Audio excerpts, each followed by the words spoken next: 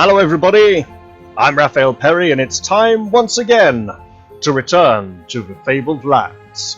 When last we left off, Umule had received a quest to travel to Shadar Tor and retrieve the golden net of something in Valmir? Was it Valmir or Salmir? Alvir and Valmir, from the repulsive ones who dwell deep beneath the ocean. Now this is a difficult quest. There's, if memory serves correct, there is a point which requires either a magic check or it's magic or thievery or something that the priest isn't very good at. But I might as well give it a shot. You're on the cobbled road between Yellowport and Marlock City. It is well kept by the Sakaran military. You spot a man up ahead striding toward you. Suddenly, 5 or 6 bandits appear from the wayside to assault him. The lone figure executes a series of movements, almost faster than the eye can see. You see his sword flashing in the sun. Moments later, the bandits are all lying dead or dying around him. You stop to compliment him on his swordsmanship. The man, a grizzled veteran of many campaigns, regards you with steely grey eyes and says, "I have learned much of the arts of war in my time, it is true."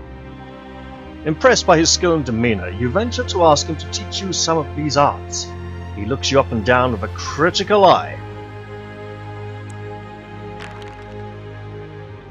That's an actual success. I'll take it. He seems to see something he approves of, because he says, "Perhaps, but first you must prove yourself. There is a knight, a man of great evil. He is known as the Black Dragon Knight. Defeat him in battle and I will teach you. Bring me back his black dragon shield as proof of your valor." With that he turns and walks away. That's going to be a really hard fight, I can tell already. "But how will I find him? And then how will I find you?" you cry. "Would you have me kill him for you as well?" he asks over his shoulder. "As for the second, ask for me in the Blue Griffin Tavern in Karan Baru. My name is Yanrit the Sun." You come to the top of a wind-swept cliff. An ancient pillar of jumbled rock, pitted and weather-beaten, stands at the cliff's edge like a broken finger pointing at the sky. Seagulls sing their song of desolation in the air. Judging by the runes etched into the rock, the tour dates back to the time of the Shadar, a race that ruled Harkuna so long ago that they are lost in myth and legend. Let us examine these ancient runes and test our magic. We have failed a magic test, unfortunately. The runes mean nothing to us. Let us then go down to the beach. Down to the beach in the sky. You climb down a narrow track to the beach. The sea pounds the rocky shore and the spray lashes your face. A mournful yet utterly captivating song suddenly fills your ears. You look out to sea and spot several mermaids and mermen cavorting in the surf. Come to us," one of them calls in a lilting voice that fills you with a yearning desire to plunge into the sea and swim out to them. Let's maintain our sanctity and keep calm in the situation. That's successful. Now, we're good at sanctity, okay? That's one of our best stats, so... "How can I come out to you? I would drown in the sea. Is that what you plan?" you ask angrily. "Oh, don't you know," sighs one of them.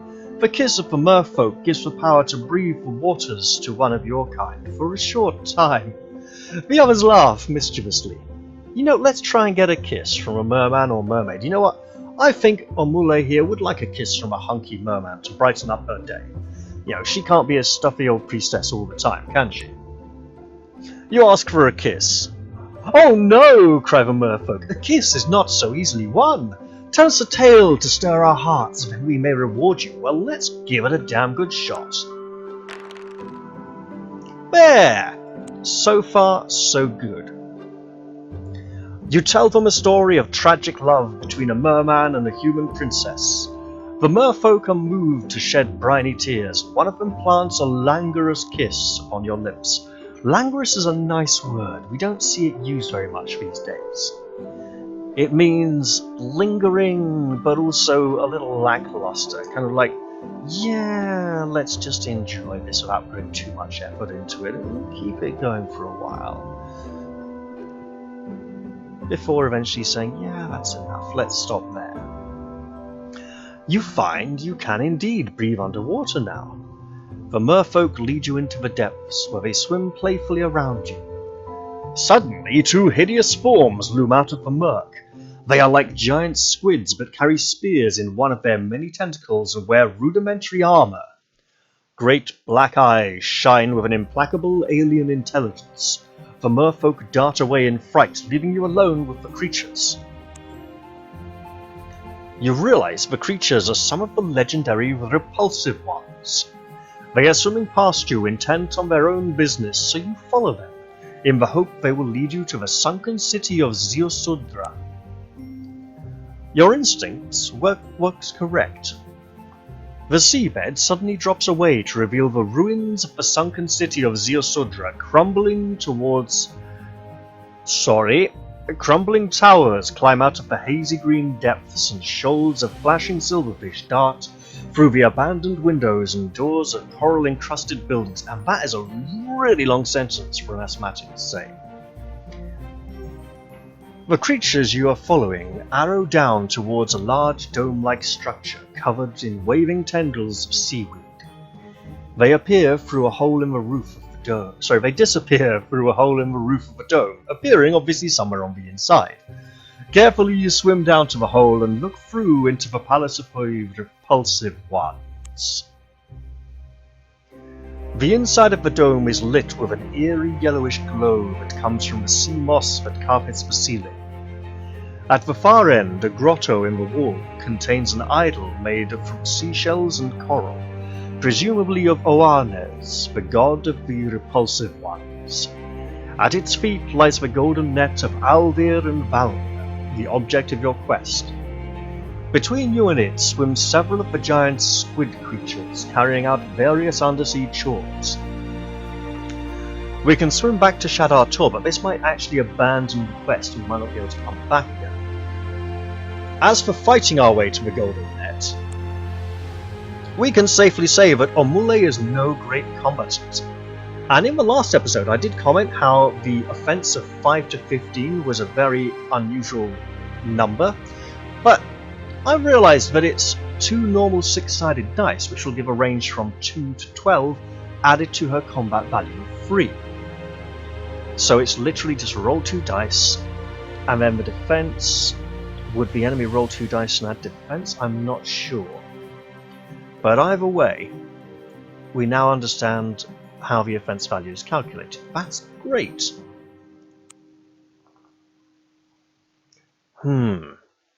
Trust in our magical prowess or rack our memory for a solution. Now, a memory, would that be something thievish? Would it be sanctity to do with knowing something religious about the repulsive ones who are opposed to Almir and Valnir? I don't know, but magic, we got a magic bonus. We got a trinket that gives us +1 to magic, and it is apparently of an epic rarity. I think I should try. You hope your knowledge of the arcane arts will be enough. I mean, fingers crossed, if we fail this, we're kind of doomed. Alright, rack your memory for a solution. There must be something you have learned that can help you. We'll try. Oh, good!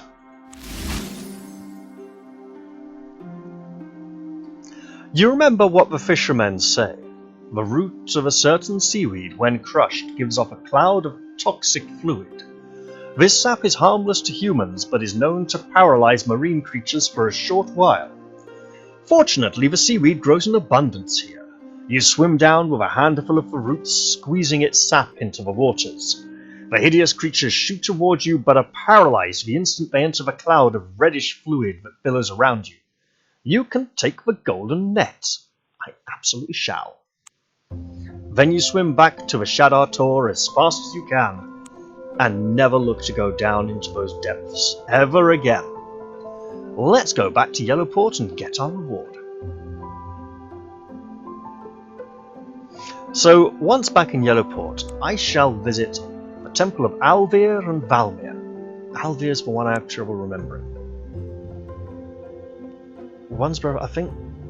Almir and Valmir, I'm not sure. Almir sounds slightly more familiar.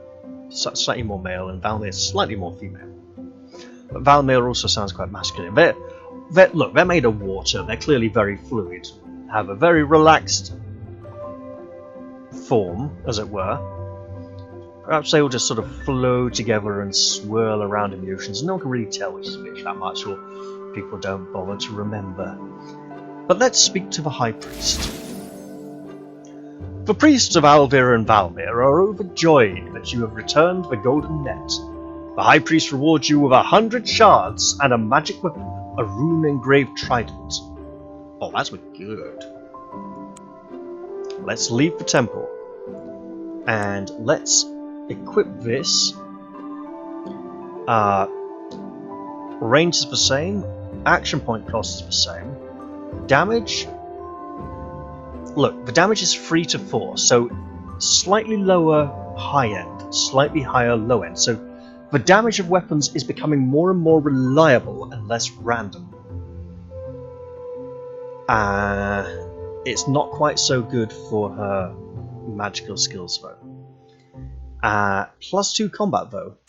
Good for those turns when she's on cooldown. This means we can probably sell this spear now. Let's go to the marketplace. Are there any shields? Could buy some armor. I don't suppose... No, shields aren't listed here. Okay. Sell stuff? Can I sell that? 40? Really now? Yeah, let's sell for 40. Okay, there we go. So now we have a good amount of armor. We could even get some really nice armor. But I don't want to do that just yet. I'd like to visit the Trade Guild. See what's going on there. The Merchants Guild of Yellowport is a large building of granite, plushly decorated inside to show off its wealth. Here you can bank your money for safekeeping, or invest it in guild enterprises in the hope of making a profit. You hear that the guildmaster is looking for adventurers. In that case, I don't think I quite have enough money to make an investment, and I would like to visit the guildmaster. Guildmaster Vernon of Yellowport is surprisingly eager to see you. He is a hugely fat and bejeweled merchant, and he tells you that a group of ratmen have made a base in the sewers beneath the city. Yes, I remember this ratman quest from many years ago. They came out at night to raid the warehouses. They come out at night to raid the warehouses and homes of the merchants of Yellowport. We need an adventurer like yourself to destroy their king, explains the guildmaster. Without him, the ratmen wouldn't be able to organize a feast in a larder. We will pay you 450 shards if you succeed. The 0 being in italics or some kind of different font, it's much fainter. Looks like he's offering 45. I will accept the quest, but I'm anticipating difficulties, because as we know, Umule is not the greatest of combatants.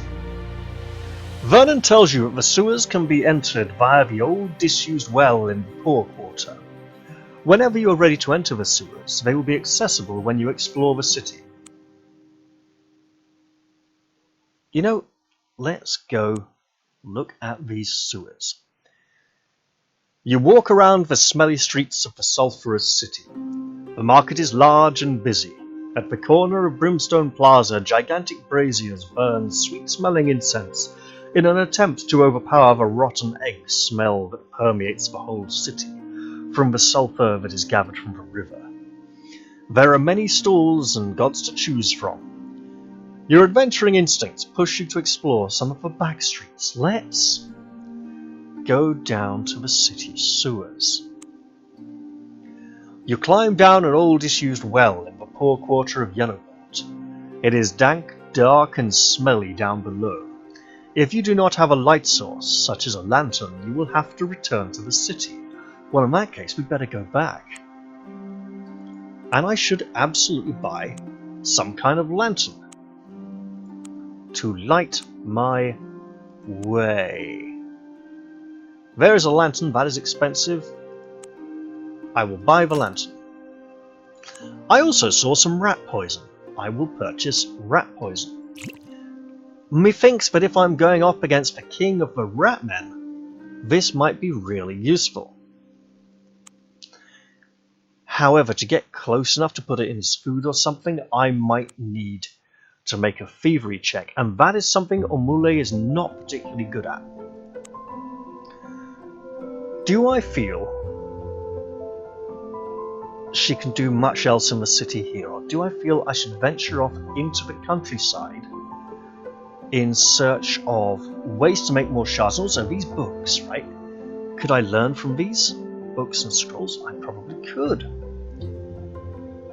Now, ideally, it's not just the starting skills of other classes that will be available, but other skills as well. I would like to travel around the map and try and learn some other skills, so let us leave the city for now. Now, we know the riverbank will take us to the inn where we can rest. Scorpion Bite. I remember this vaguely from years ago. Lots of nasty scorpion men, really tough fights. Venofax. I don't have much memories of up here. The Bloodthirsty Beast is somewhere either near Trefoil or Venofax. I can't say which. I think maybe Venofax. Could go back to Shadar Tor on the way to this settlement over here. Well, let's think. So, I'm looking to try to minimize danger, and I've got good scouting, so for wandering around in the wilderness, that has been gained through quest rewards. I'm quite happy with that. I would like to fill more of these spots. Just get more and better things. Hold up. Let's go back to that marketplace.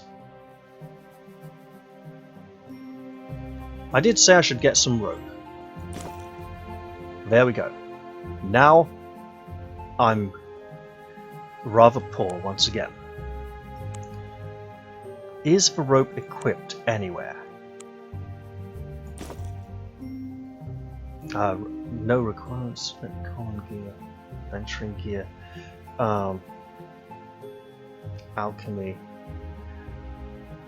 There's venturing gear. So when I put the rope up, say here. Okay, let's do this.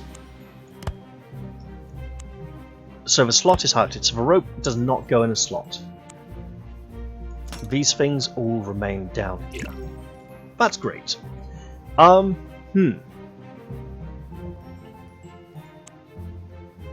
What have we up here?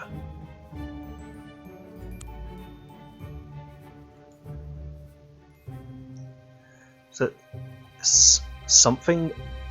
Is that Crag of the Dragon Knights or something? Down here we have something a lot closer, the Rat King. I should definitely be exploring though, and I should be looking to keep in Sokhara, as Elnir is, I believe, a more dangerous area. I'd like to go to Trefoil.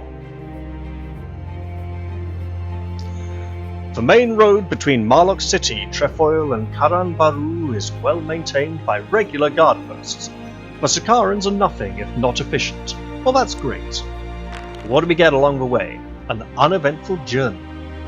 Oh man, we could have found a sword, but it wouldn't have been magical like our trident. The city of Trefoil is a terrifying vision of apocalyptic destruction.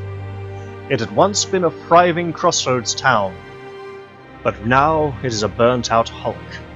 It was almost razed to the ground when it declared for the late king during the recent civil war, and tried to hold out against the army of Grieve Marlock, the current Protector General of Saqqara. It was then sacked by the general's mercenaries, and General Marlock is now trying to rebuild it. Craftsmen are hard at work everywhere. Unfortunately, there is nothing here but ashes and rubble. We've never even heard of Olifard Wizardly, so we shall depart. But it might be nice to go and see Marlock City. That could be fun, right? Well, we'll see. Marlock City is a huge, sprawling metropolis enclosed in a fortified wall said to have been built 1,000 years ago by the ancient Shadar Empire. Yes, we found Shadar runes on Shadar Tor. It is the capital city of Saqqara. Marlock City was once known as Sokar until General Grieve Marlock led the army in bloody revolt against the old king Corin VII and had him executed. The general renamed the city after himself, obviously because it's gone from Sokara to Marlock. There's no part of... For some reason I was thinking there was part of Saqqara in the lock, but there isn't. It is now a crime to call it Sokar, although at least the kingdom is still called Saqqara. There's too many foreign countries that Saqqara has dealt with for people to really get used to giving it a new name. Countries tend not to change their names very often. Yes, some countries have changed their names over the course of my lifetime, but none of them was called Saqqara. The general lives in the old king's palace and calls himself the Protector General of all Saqqara. Whereas the old king was corrupt, the general rules with a fist of iron. Some people like the new regime. Others are royalists, still loyal to Nergan, the heir to the throne who has gone into hiding somewhere. Too damn right. Look, the old king, Corin VII, and Nergan are not the same man. They could have completely different outlooks. Outside the city gates hang the bodies of many dead people. Labels around their necks read, "Rebels executed by the state for the good of the people." It would seem that this General Marlock really is an iron-fisted, oppressive ruler.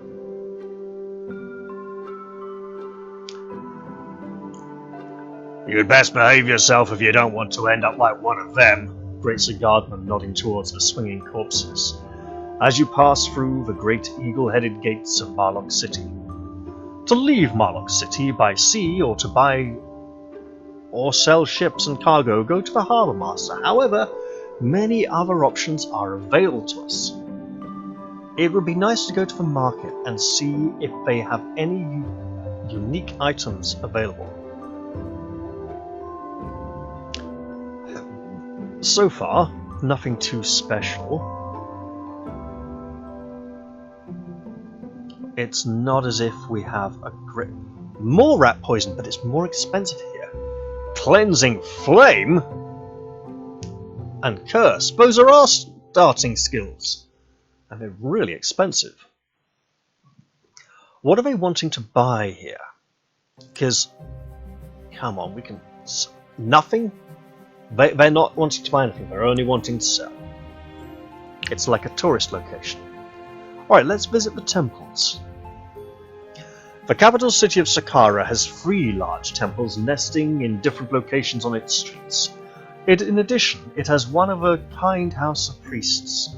It has one of the kind house of priests, which functions as the administration of the polytheistic religion of Saqqara and Golmir. So a house of priests, I might get to stay there for free, right?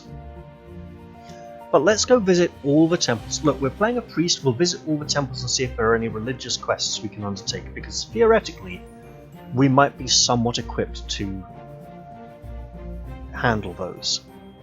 I'll go to the house of priests last. So, the Temple of Elnir is a single spire reaching skywards. Eagles roost in its lofty belfry. They are sacred to the priests of the Sky Lord. Elnir is the divine ruler of the heavens, patron of statesmen and kings, and his sons are the storm lords. Thunder is the sound of the sons of Elnir, smiting the cloud demons, says a passing peasant. He clearly thinks he's much higher class than he is. So, no quests here. Almira and Valmir have been kind to us. The Temple of Almira and Valmir, divine rulers of the House of the Sea, is right on the teeming harbour of Marlock City. Its sea-green marbled porticos are draped in 100 silver nets. Brother and sister, Almir and Valmir rule below the waves. Almir brings the souls of the drowned in his net before his sister, Valmir, for judgment. A swaggering ship's captain emerges from the temple, saying to you in passing, "Never, never go to sea without paying your respect to the twin gods unless you want to sail through the world of storms." I'll truly believe it. Let's go visit the Temple of Sig. The Temple of Sig the Cunning, patron of vagabonds, troubadours, lovers, thieves, and rogues, is a ramshackle warehouse in the poor quarter. Inside, however, there is so much wealth it makes you gasp. The idol of Sig, a saturnine, two-faced young human of indeterminate sex, is covered in gems. As you can see, we've been made rich by generous donations, says a black-robed priest. Let's seek an audience with the High Priest. The High Priest takes you to a private chamber. You may be just what the temple needs, he says. A good old-fashioned fief. There is a suit of armor made entirely of gold. Ceremonial only, of course. Nevertheless, we would like to have it donated to us. I see, you reply. And where is the armor? Well, that's the tricky part. It's in the Temple of Turnai in Karanbaru. In fact, it's worn by the idol of Turnai himself in the temple. Can you bring us the gold chainmail of Turnai? In return, we will instruct you in the roguish arts. Well, I imagine we'd need the roguish arts to undertake this mission. However, we could always just not do it, right? We can gather up all the quests and then see which ones we're capable of. Right. Let's go visit the House of Priests. The House of Priests is an impressive building, a round house of multicolored bricks. The myriad colours give it a bizarre and garish look, calculated to unsettle the visitor. Inside, 100 officers team with the administration of the polytheistic religion of Sakara and Golnir. I can't afford a contribution like that. I would leave me just a single shard in my pocket. Alright, what else can we do here? We can visit the Trade Guild, explore, House Stash. You can buy a house in Marlock for 200 shards. Owning a house gives you a place to store equipment. I have no house. We can visit the Free Rings Tavern. The people are oppressed. Yes, wait. If I go to the Free Rings Tavern, I could learn something about the, Nergan? The heir to the throne, possibly, what do you call it? Not resentment, but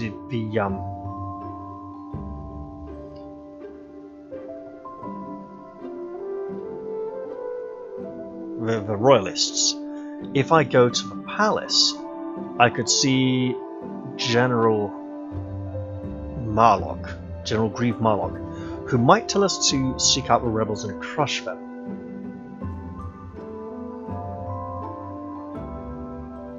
I'm not sure I'm ready to take a side in that conflict, but let's go to the pub anyway.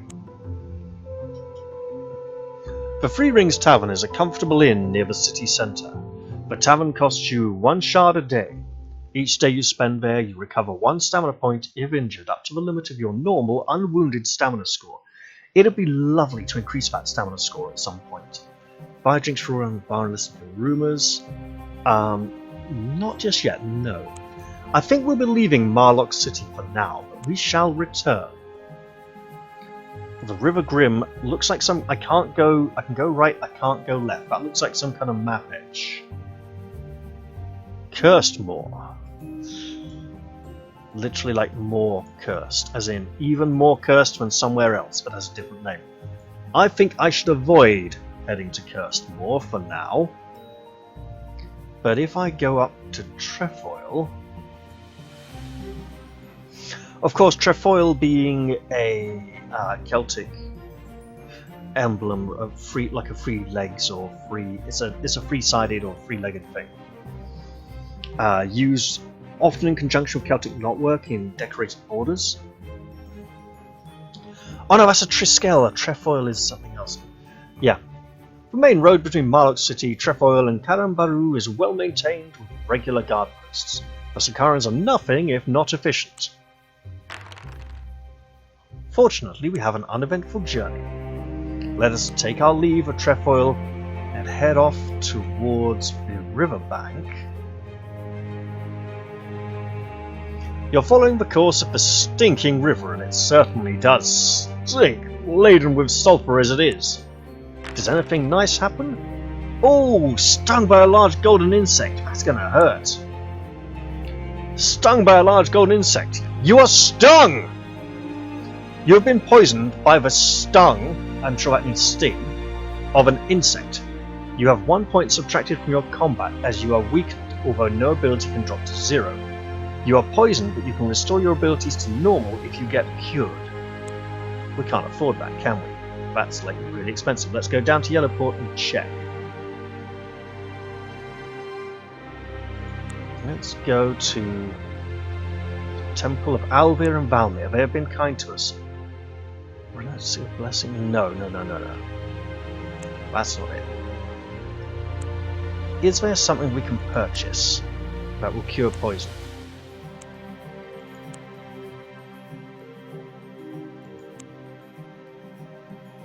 No.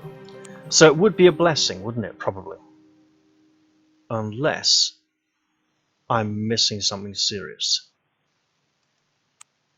No, that's not it.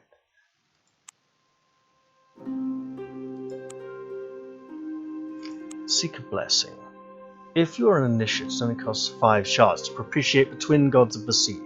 A non-initiate must pay 20 shards. The Safety from Storms blessing works by allowing you to ignore any one storm at sea. You can only have one Safety from Storms blessing at any one time. Once it is used up, you can return to any branch of the Temple of Almira and Valmir to buy a new one. Okay. Possibly the Temple of... not Turnai. Is it Elnir or Maka? Got a disease and a famine. Asked to be cured of disease or poison. 75 shards. Yeah, that's not happening anytime soon. Only 30 if you're an initiate of Maka. Okay, well look, we need money. Let's go to Venofax. And obviously try to avoid combat. Venofax is a strange looking village. It looks like a single gigantic building. All the houses are joined together to form a jumbled mass, and none of the houses have doors. The only way in is through holes in the rooftop. Oh, there's literally houses like this built into the side of cliffs in the Middle East. Near Turkey or one of the other Arabian countries. I can't remember the name of the place. There's like a whole valley full of them. They're really old. They're like pre-Iron Age. They're like Bronze Age or Stone Age houses. Ladders lead up to the roof, which in effect forms a network of streets that the inhabitants travel across to get to certain buildings. We had to build it that way for defence, says a passing farmer. You see, the Scorpion men from the south cannot climb, so they can't get inside the town. Wandering around, you clamber down a ladder into a long, low hall, the Venofax Market. A sign reads, "Closed on Thursday." Fortunately, it's not Thursday, and a stocky, barrel-chested man with piggy eyes introduces himself as Fours, the master of the market. There is not much for you to buy or sell in this provincial market. Items of no purchase price are not available locally. Let's see what is available to buy and sell. So, a fairly normal selection. Combat dodge, books and scrolls. Contains secret evasion techniques that will grant you a bonus to your defenses. That is really amazing. If we could get enough money for that, that would be great. Scorpion antidote. If we could get money, that would be a really useful thing to have. Tactical assessment and stunning blow are warrior starting skills. And they're just as expensive as I would have expected. Similar price to the other starting skill books we've looked at. We can explore, go to the inn. Sure. The tavern costs you 1 shard a day. Each day you spend here, you recover 1 stamina point. Wait, that's fine. Let's buy drinks for the locals here, because there's not as much going on as there is in Marlock City. They're vicious evil devils, says an old peasant. Like huge scorpions they are, save they have the head and shoulders of a man. Intelligent too, forever seeking to pillage our town, but they can't climb up the ladders. A soldier in the local militia speaks up. They ain't fired too. All we have to do is sit atop the tower and pepper them with flaming arrows. They can't stand that for long. Mind you, things are getting bad. They got a sorcerer now. A young man, blind in one eye and paralysed down one side, says, They got a terrible sting as well. Their venom did this to me, pointing at his eye and his side. There's not much else here, so you leave. We don't want to mess with those scorpion men then. Oh no. But let's explore town. You think of the places that could be of potential interest to you in the strangest looking village you have ever seen. After a while you narrow them down to a few useful possibilities. We could chat to villagers on a rooftop, visit the village healer. I doubt our 8 shards will help us be cured of poison, so let's chat to the villagers on the rooftop. A small boy runs up to you saying, Help us! Help us! The man-eating, bloodthirsty gobgobbler has got my little sister! His mother, a flaxen-haired beauty, comes up behind him. Surely you mean bloodthirsty, not blood Thursday, you ask. Oh no, replies the young mother. The man-eating, bloodthirsty gobgobbler is so named because it hunts only on Thursdays. The boy's name is Mikhail and his mother is Lynn. Her husband is away in the army, and her young daughter, Haley, was taken by the beast last Thursday. Apparently several people have disappeared, never to be seen again. Please help us, plead the villagers. We will absolutely help them. You wait until Thursday. Lynn tells you that the disappearances happened a little way out of town, near an old farmhouse. As you leave town, you notice Fours, the master of the market, heading in the opposite direction. That would be Fours who closes down the market every Thursday. Let's follow him and see what he's up to, rather than walking into a trap. After a while, Fours circles round, heading across country. Let's hope he doesn't spy us. Oh, that's a good roll.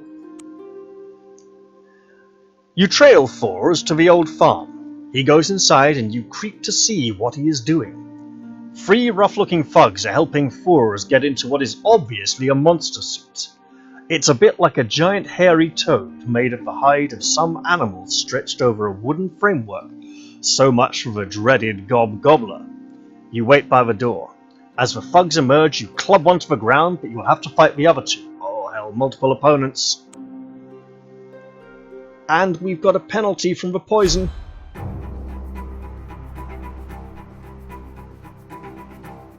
Okay. I would like to curse one of them, but that can only go this far, and then move down here so that I can only fight one at a time. I'm going to wait to let them approach so that I can curse then move. Yeah, look. There we go, now. You are cursed, and we are cowering in a corner. Let us send the cleansing flame. Look, it's almost enough. He's going to have to spend action points to move over, and then we can bop him. And it didn't work. Oh goodness, okay. End turn's a bit bugged. Cleansing flame? No. Why is end turn bugged? I want to end my turn. Okay, well...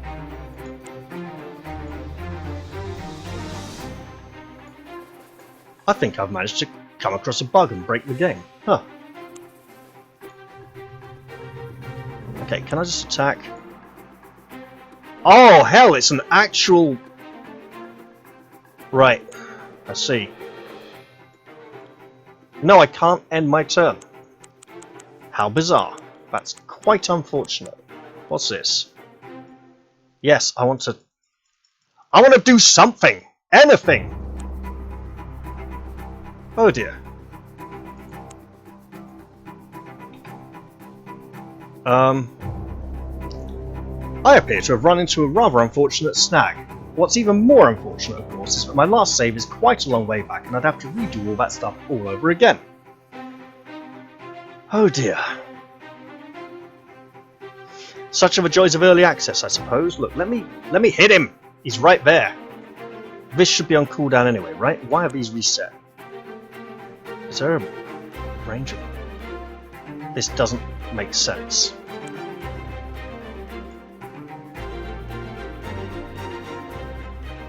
I can't end my turn. The end turn button isn't working. Go away, end turn. He should be dead. Literally dead, right? Yeah, this is buggy. Okay guys, what I'm going to do is I'm going to end the episode here.